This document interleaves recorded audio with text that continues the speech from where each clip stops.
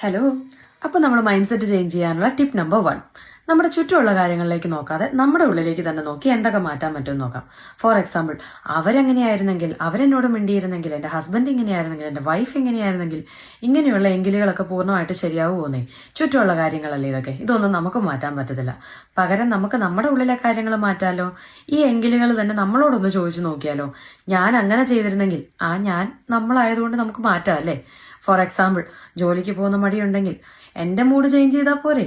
അതുപോലെ ഫുഡ് കഴിക്കുന്നതായിക്കോട്ടെ, ജിമ്മിൽ പോകുന്നതായിക്കോട്ടെ, ഒരു ന്യൂ ബുക്ക് വായിക്കാൻ സ്റ്റാർട്ട് ചെയ്യണമെന്ന് ആഗ്രഹമുള്ളവരായിക്കോട്ടെ, ഇങ്ങനെയുള്ള എങ്കിലുകളൊക്കെ നമ്മളോടൊന്ന് ചോദിച്ചു നോക്കുക. എൻ്റെ കാര്യങ്ങളിൽ എന്തൊക്കെയാണ് എന്നെ പുറകോട്ട് വലിക്കാൻ. ആദ്യം നമ്മൾ ആ റീസൺ അനലൈസ് ചെയ്യണം അല്ലേ. എന്താണ് എന്നെ സ്റ്റെപ്പ് ബാക്ക് ചെയ്യുന്നതെന്ന് നിങ്ങൾ എന്നൊന്ന് ചിന്തിച്ച് നോക്കിയേ. നിങ്ങളെ എന്തൊക്കെയാണ് നിങ്ങൾക്ക് ഇഷ്ടമുള്ള കാര്യങ്ങൾ ചെയ്യാൻ പുറകോട്ട് വലിക്കുന്ന കാര്യങ്ങൾ എന്തൊക്കെയാണ്, അതിലെന്തൊക്കെ ചേഞ്ച് ചെയ്യാം, അതിലെത്ര എണ്ണം നമ്മുടെ തന്നെ റീസൺ ആയിട്ടുള്ള കാര്യങ്ങൾ എന്തൊക്കെയാണെന്ന് നോക്കിയാലോ. അപ്പൊ ടാറ്റ, ബൈ ബൈ.